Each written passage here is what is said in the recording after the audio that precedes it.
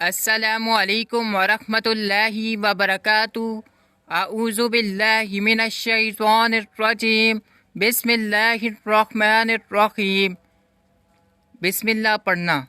سیدہ عائشہ صدیقہ رضی اللہ عنہا فرماتی ہیں کہ رسول اللہ صلی اللہ علیہ وسلم اپنے 6 صحابہ کرام رضی اللہ عنہا کے ساتھ کھانا تناول فرما رہے تھے کہ اچانک ایک عربی نے آ کر 2 لقمے کھا لیے تو رسول اللہ صلی اللہ علیہ وسلم نے ارشاد فرمایا، اگر یہ بسم اللہ کہہ دیتا تو یہ کھانا سب کو کافی ہو جاتا۔